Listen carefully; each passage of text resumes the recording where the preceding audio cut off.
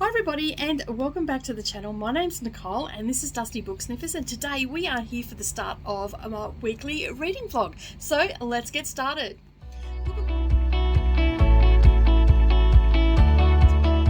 Good morning or good evening everybody, and welcome back to the channel. Thank you for taking some time out of your day and spending it with me while I prattle on about the books that I have read.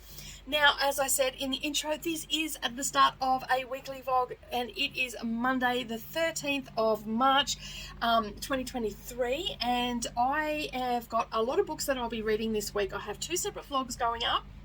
One is the Women's Prize for Fiction, and there are 4 books that I'll be talking about, and just my general thoughts and all that sort of stuff on those, and that will go up next Monday. This vlog will go up next Wednesday, and I am breaking those books up with some of the books that I've got on my TBR, because I've got things like Middlemarch, the Pickwick Papers, I have the Count of Monte Cristo that I've also read, which I've already read, and we've like the chapters that I need to, but I've got little books that I've got to slide in there that I've got group reads for. So today I am starting with Elevator Pitch. I was supposed to start this yesterday on Sunday, but never got around to it.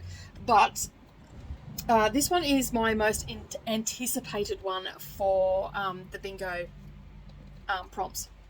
So I got this one in the book grocer box, the Advent book grocer box at Christmas time, and I talked about it then. But this one is a serial killer of a different kind, and I've talked about this a couple of times, but I will anyway because not everybody watches those videos. It begins on Monday when 4 people board an elevator in Manhattan. Each presses their button for their floor, but the elevator climbs non-stop to the top, where it pauses for a few seconds before dropping right to the bottom of the shaft. It appears to be a horrific random tragedy, but then on Tuesday, it happens again. And when Wednesday brings yet another catastrophe, New York, one of the most vertical cities in the world, is plunged into chaos. And then it just goes on from there. So I am super excited to be reading this. I have been waiting so long, and I keep walking past the bookshelf and wanting to pick it up, but the week has finally rolled around where I can start it. So let's get into what I have read so far. This has been my most anticipated read. I got this in the book grocer box at Christmas, in the Advent box, and this is definitely my most anticipated read. And it's broken up into, well, so far we've had Monday, we've had the prologue, we've had Monday, and we've just gone to Tuesday, and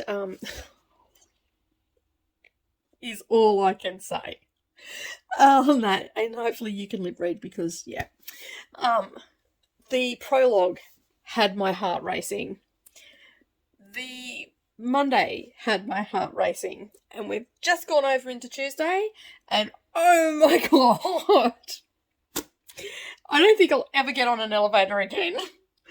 It's just full on, like full on. I'm going to give a spoiler, okay? Now, no one knows what's going on. It just seems like a random act for Monday, but Tuesday it happens again. It's all revolving around elevators, elevator pitch, and what I just read then was so full on that I was like, it felt like I had heart palpitations. I felt like I was in there. So, basically there's a young kid and his dad keep holding this Russian scientist up in this building, and this building has, like, I think they said it has 2 main elevators, and like 900 people or something live in these 2 buildings. Unit complex, obviously. She lives on the 28th floor, and the father and the boy, who keeps holding her up every day, the elevators are just, they're shocking. She's always late and stuff like that. So anyway, she's in the elevator because she lives above them, stops at the 20th. The boy and his father gets in. The father looks at the son while he's holding the whole button and goes, "Have you got your homework?" The kid goes, "Shit." And then, so the dad goes, "Here, you hold the button, I'll go and get your homework." And then it turns out that the kid's got the homework. And anyway, and then the scientist was supposed to be holding the button, and she let go of the button and the doors closed and left the father up. And the kid I left the father on the floor and the kid in the elevator with the scientist. They go down, I think they were down to the 17th floor. The elevator stops. and nothing was happening. So I managed to jimmy the door open, and they could see the 17th floor, but there's a whole, like, she's got to go up 3 feet to get to 3 or 4 feet to get to the 17th floor. So she manages to climb up because she used to be a gymnast, and when she was a young girl, and so she's managed to climb up and left the boy in there, and basically then she's realised she's left her purse in there, so she's reached back in and said to the boy, like, they know each other by name now because they've been talking, Colin, give me the bag. And so she's in, holding her hand in there to get the bag, and then the elevator starts moving, and of course she did not have time to move. And the way it's written, you just, like, the visuals that come to mind. Anyway, the elevator didn't drop this time, got all the way down to the bottom. When it opened up, there was a catatonic kid in there looking at a decapitated head and an arm holding the bag, and shoulder and whatnot of the scientist. And I've just gone to chapter 12. It's just like, oh my God, I am so going to be on the edge of my seat. Okay, so that's what's happening with the elevators, but there is also a subplot happening with a police officer, that two police officers. One's name is Burke, and I can't remember the other one's name. Now, Burke has something going on with him. He has always this shortness of breath, and he's taking the puffer and all the rest of it, and there's something going on there. But they are investigating something that happened on the High Line. There's a fingerless body there, and they've just found a finger. So whoever killed this person is a male that they've killed. Whoever killed that person took all their fingers, but accidentally dropped one. So we've just got to the point where we're going to find out what's going on there, because there's no ID, no fingerprints, and the face is smashed in. So, like, they don't go into graphic details, but you know the face is smashed in because they can't ID it. It's like, I'm only up to chapters 12. I'm only up to, like, page 70-something. Like, let me just have a look. It reads really quickly. Like, the pacing in this is pretty good. And like I said, my heart's like palpitations. I'm up to 87, page 87. Like, oh my goodness. If you have not read this before and you like thrillers with a twist, a serial killer, this is the book for you. It's going to keep you on the edge of your seat. Love it so far. I will check in again when I've read some more and see where we're at. I'm about halfway through. Oh my God, it's all happening in this book. Not only do you have elevators dropping, 2 so far. We're only at Wednesday. The first one was on Monday. Tuesday, someone else died in an elevator accident. Today, we just went through a whole scene where all these people had crammed into an elevator, including a rather large man, 300 pounds he was described as, and he hadn't done up his shoelaces, and the elevator door grabbed the shoelaces, started ripping him up, and he fell over. But now a car has exploded. Like, goodness. And we still don't know who. We know who the person is that had no fingers, but we don't know what the connection is to everything else. And it's all happening. It's just all happening. It's just got me on the edge of my seat. But I'm thoroughly enjoying it. It is well. I'm really enjoying the story. Oh my God. This book is amazing. Like, it was worth it. I'm glad that I waited a little bit and I didn't jump into it straight away. But at the same time, I'm spewing that I didn't start reading this last year because I would have had an amazing Christmas read. But anyway, Elevator Pitch by Linwood Barclay. Now, this is a thriller, and I absolutely loved it. It had me from the get-go. It had my heart pumping in me, sitting on the edge of my seat. So basically, we're following the story of a body is found on the High Line, and it goes from Monday to Friday. So this is like a 5-day period that we're in. There's 2 police officers in it that are investigating the body at the High Line. We've got a journalist in here named Barbara. We also have her daughter named Arla, and then we have the mayor. His name is Richard Headley, I think his last name is, and then his team that surrounded him. And then we also have a serial killer that is using elevators to terrorize people. So we have all this stuff going on. Now, Barbara has a strained relationship with her daughter because her daughter lived with her parents because she had her very young and she wanted to pursue her career and all that sort of stuff. So that sort of sets up her story. And then we've got the overly ambitious mayor of New York City, and then his son is with him as well, and there's something that went on with his wife and whatnot, so there's a little bit of angst between those two characters. And then, like, there's other people, like your security team and advisors and stuff like that. And then, as I said, we've got the two police officers, and one of the police officers has some sort of, like, breathing problem and whatnot, but I think it's more of a panic attack because it tells you early on about an incident that happened and then this condition started. So to me, it read like it was a panic attack. And then, so there's a little bit of story behind that. And then there's the fingerless body that they found on,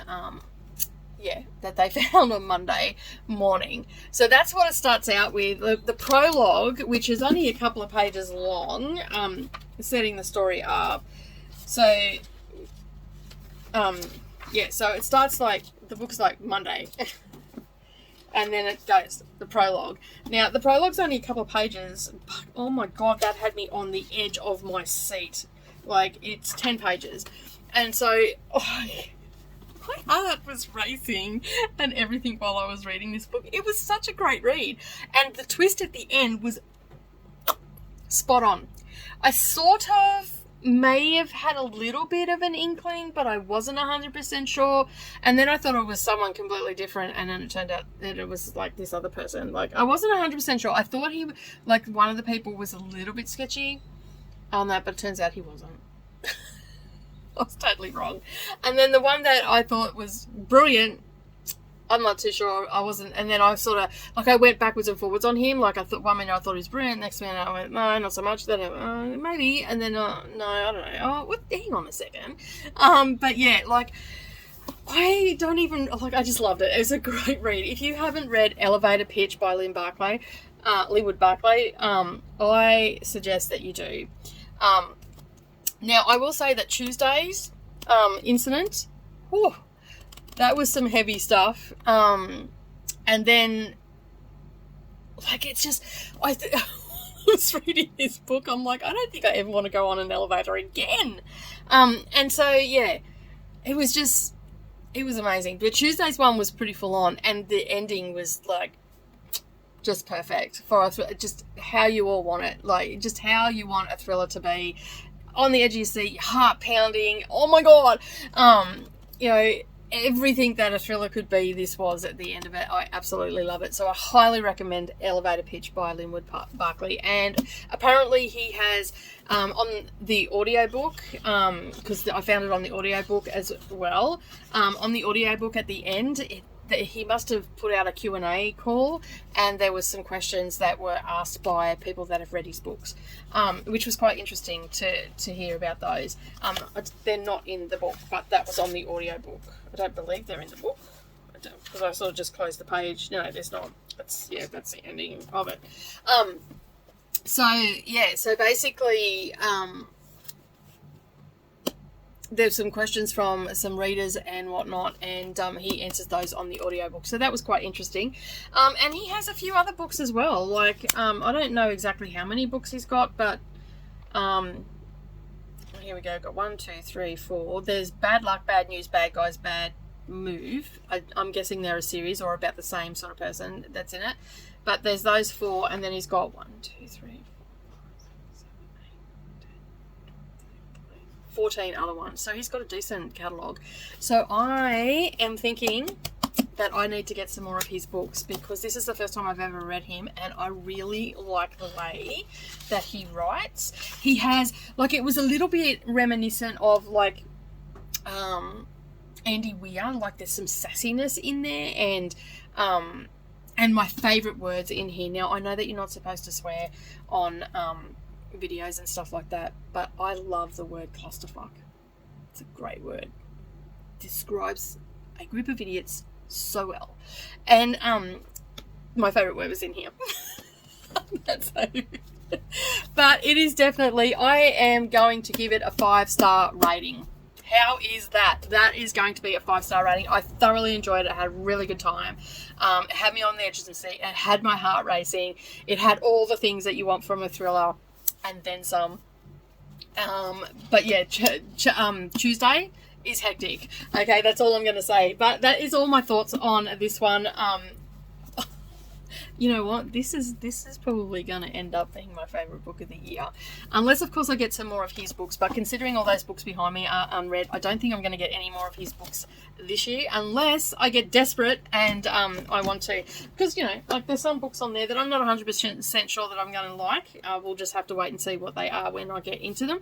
But this one, loved it. Absolutely loved it. If you've not read this book, you need to pick it up. It is great. But that is it for me for this book. I have a few other books on the go at the moment, so if I get them finished, they will be in this vlog. Alrighty, I'm going to head off and do some more reading and some crafting. Hey everybody, how you going? I did not do a check-in for this as I was reading it. I just fell into the story and and I didn't come out until it was finished. So you might be wondering what I'm thinking about. Now, remember a couple of weeks ago I said that I read a book called Wolf Gone Wild. It was for a bingo prompt and it was by Juliet Cross, and then I said I loved it so much that I went and bought all the physical books. I picked up book 2 last night. Now, I ended up picking this up because I read Memphis. It was the last in the 4 that I had to read for last week's, for this week's video that came out, which came out a couple of days ago for the Women's Prize for Fiction. And so I came off a really heavy book and I just wanted something light. So what I've been doing is I've been slotting books that aren't too big. If they've got audio, they've got audio. If they don't, they don't. And I've been slotting them in between. So I read this last night and finished it off this morning. So I think I started at like 5 o'clock last night. And then I finished it off this morning. So it is following the story of Isadora, and she is a witch and she's a conduit. So she can help heal people and stuff like that. And she doesn't like to drive. And I'm just looking at the back because I've got to say his name and it's an Indian name. And she doesn't like to drive. And anyway, the opening scenes is she gets hit by a car on her bike because she rides her bike everywhere, and she gets hit by a car by a vampire named Diraj. Diraj, I think is how you pronounce it. Kumar. Okay, so she gets hit by him, and it turns out he's a vampire. I'm gonna tell you what, he's the sexiest vampire I've ever read. Oh man, this was just great, and it's their love story. And it's, you know, it's got some steamy, spicy parts in it and whatnot, but it's actually got a pretty good story on the backstory of it as well. So basically, they meet, and he's intrigued by her because she's repulsed by him, and then anyway, they ended up becoming lovers and whatnot. But the backstory on it, the reason he's a, what do they call him? He's a Stygon vampire. So that means that he hunts the bad guys. So if someone's doing a not nice thing, he's brought in to hunt them down because he has, like, he's stronger. All his senses are more potent and all that sort of stuff. So so he's brought in to New Orleans because some human women have gone missing, and they've been missing from the nightclubs and whatnot, and no one knows what happened to them. There's no talk about it and all the rest of it. So the Grimms have this new tracking device that they're using, but they've brought in Diraj to help them find the girls and bring them to safety. So there's that storyline in the background, and that's going really well. And of course, you know, the witches that are the main witch family, Isadora is one of the sisters of Evie from the first one, and she wasn't in the first one because she was away overseas with her mother, and so she wasn't really mentioned that much in the first book, but this book is all about her and Diraj, and he is he is over 300 years old. He is a Bollywood actor as well, and sexy as all get out. And there's a scene in here where Isadora is like sworn off man. She can take care of herself, if you get my drift. And she's looking for this parcel. I cracked up laughing. It was so funny. And the way that Juliet Cross has written it, it is just That's exactly how it would be in real life. It just cracked me up. So basically, she's looking everywhere for this parcel because she's got notification that the parcel, I think she got notification that the parcel had been delivered. So she's looking everywhere for this parcel. Couldn't find it anywhere. She's gone down to the family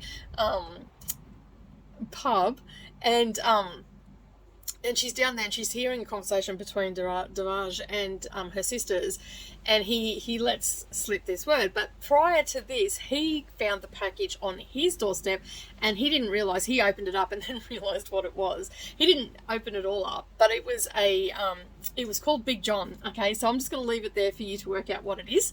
Okay, it is the age of batteries. That's all I'm going to say. He packed it all back up, taped it up, and left it at home. And then he's gone down to the pub and he's talked to his sisters, and she's walked in and he's let slip the word Big John, and that, like, no one else knew what he was talking about, but she did, and she got all embarrassed. And then there's a whole thing around that. Oh, it just cracked me. I'm like, I would die if that happened, but it was so funny and so well written. I'm in the bedroom pissing myself laughing because, like, what are you laughing at? I'm like, just this book I'm reading. It was like the best scene ever that I've read about something like that. So yeah, it was just very comical. Could you imagine if your neighbour found it? So yeah, anyway, but he is very, very sexy. And just the way she describes him and how all her sisters are like, he ends up like giving her the parcel, but before he packed it all up, he put a something in the box. And then when she opens it up, she threw it in the bin. Then her sisters have got it and they're all watching it. And they're all like drooling, and even she was there watching him get it, like step out. Like, it's not dirty, but it's just alluding to like full on sexy scene, and and they're all standing there, and then he's standing behind them with another character named Reuben. He's like the head of the vampires, and because they're working together to find these women, he's walked in without them even realizing, and they're all watching him on in this movie. And then he says something, and she just goes, like, she blushes and all the rest of it, because she's an introvert as well, and he's sort of bringing her out of herself and all that sort of stuff. So it was a really fun read. I actually really enjoyed it. So yeah, I am so glad that I bought this series, and I'm looking forward to reading the next one in the series, which I'll probably slot in at some stage during April. But I'm actually going to go and have a look and see what other books this author has, because I'm really digging her writing style. And yeah, so the series is called Stay a Spell, and this one was Don't Hex and Drive. Great story, vampire and conduit witch is amazing. All right, so that's my thoughts on Don't Hex and Drive. It's a great fun read. If you're looking for something that's going to give you some laugh out loud moments with a little bit of spice to it, you're going to definitely love this, and a whole lot of sass. That's a great read. All right, so I don't know what I'm reading next. Oh yes, I do. It is Maisie Dobbs. It's a cozy mystery, I think. It is by Jacqueline Winspear, and it is the first in a series of about 16 books. So, yeah, and it's set in 1929, so from one extreme to the other. Anyway, I'm going to go off and read that, and I will check in once I've done that. Well, good morning, everybody, and welcome back. I am just going to be wrapping up this vlog. It hasn't gone to plan and all that sort of stuff, and by the time you're seeing it, my granddaughter will already be here and all that sort of stuff. So yeah, I don't know how much reading I'm going to get done. But anyway, I'm here to talk about my first initial thoughts on Jacqueline Winspear's Maisie Dobbs. Now, there, I believe, is 16 books in this series. I don't have it up in front of me right now, but 16 books is quite a substantial series. I haven't read a series that long in a while. The last one that I read was Virgin River, which had 19 books in it, and I thoroughly enjoyed it, and they were all around this size, around the 300 page mark. So this one is the first in the series. There's about 300 pages in it. I'm about a third of the way through. I'm up to the part where we're learning about Maisie Dobbs' backstory. So what's Maisie Dobbs about? Maisie Dobbs is an historical fiction. It is set in 1929. It is about Maisie Dobbs opening up her own detective agency, I believe it is. Yes, private investigating agency, and she started out as a maid, and she has worked her way through the Great War, which is World War One, and now we're in 1929, post-war, pre-depression and all that sort of stuff. So yeah, I'm thoroughly enjoying it at the moment, and I you know what, I know that I'm going to want to read all of these books. So basically what I'm going to do is I'm just going to slowly read through these. You will get periodical updates, whether I finish a book, start a new book, or whatever, throughout the course of the channel. And yeah, so as I said, I'm just up to the part where we're learning her backstory. So Maisie Dobbs lost her mum at around the age of, she was in school around the age of 13, I think she was, maybe a little bit older. I can't remember the actual date, like her age, but anyway, her mother passed away, and it was just her and her father. He is like a mobile vegetable grocer type thing. He has a cart and a horse, and he goes out daily to sell his vegetables and whatnot. Anyway, he feels like he's not going to be able to do the right thing by Maisie. She's quite an intelligent young girl. She was doing very well in school, but because her mum got sick, they had to use all the savings for the mother, and so now there's no money for her to go to school. So basically he feels that if he puts her to service, she can get a job, they can both earn some money, and eventually she can go to school. So basically he approaches the cook and the butler of the manor, and it's Lady Rowan's manor, and basically she gets a job there. She's working away, and she discovers the library, and so she's been waking up at like 3 o'clock in the morning.